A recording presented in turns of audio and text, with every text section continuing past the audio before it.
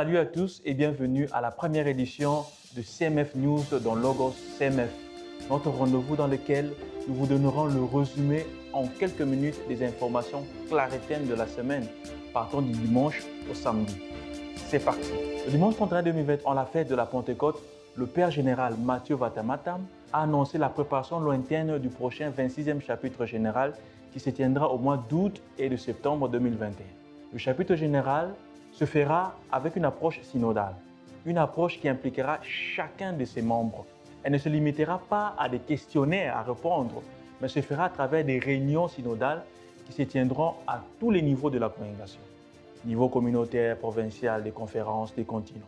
Le Père général invite tous les clarétiens à s'ouvrir à l'esprit, à écouter attentivement sa voix, afin d'éviter de réduire à notre mesure, mettre en bouteille notre charisme de manière à pouvoir le gérer selon notre guise. Le 4 juin 2020, à la Curie générale de Rome, la traditionnelle réunion des gouvernements généraux des missionnaires clarétiens et des missionnaires clarétiennes a finalement eu lieu après son report en mars en raison de la pandémie. Il a donc s'agit d'un bref partage d'expériences du confinement causé par la pandémie, suivi d'un échange d'informations concernant les principales activités de chaque gouvernement. Les préparatifs du 26e chapitre général, le cours en ligne, la consoeur Jolanta Maria Kafta, responsable de l'Union internationale des supérieurs générales, la mission de formation partagée, les initiatives de Laudato Si et l'état du film déclaré ont été les points centraux de cette réunion. Les participants ont eu le privilège de la présence de l'évêque déonien du diocèse de Farangana de Madagascar, Monseigneur Gaetano Di Piero, qui a décrit en détail certaines situations ecclésiales, humaines et sociales de Madagascar en général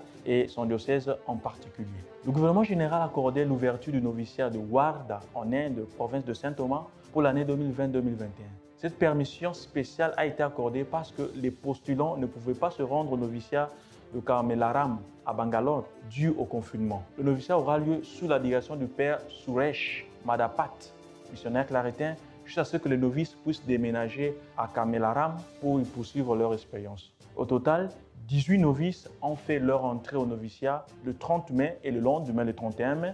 6 étudiants ont émis leur premier vœu entre les mains du père Georges Matam, au nom du supérieur provincial de Saint-Thomas, empêché par le confinement. De même, 20 étudiants ont renouvelé leurs vœux dans différentes communautés à cause du confinement. Toujours en Inde, le 31 mai 2020, la communauté de Nivas et la communauté de la Curie de la délégation de Kolkata, Barakpore, ont eu une triple célébration, à savoir la fête de la Pentecôte, la visite de Notre-Dame à Sainte-Élisabeth et la profession perpétuelle de nos confrères. La célébration eucharistique a commencé à 11 h avec une procession solennelle. Le révérend Père Lawrence, supérieur majeur de la délégation dépendante de Kolkata, était le célébrant principal. 4 des étudiants qui appartiennent à la province de Chennai, à savoir Ashish Pani, Jikorio Nayak, Francis Kumar et Shyam, et 2 de la délégation de Kolkata, à savoir Abhinash Topo et Robert, ont émis leur vœu perpétuel. Page noire est décédé le 4 juin 2020 à l'âge de 75 ans à Madrid, en Espagne, le père José Vico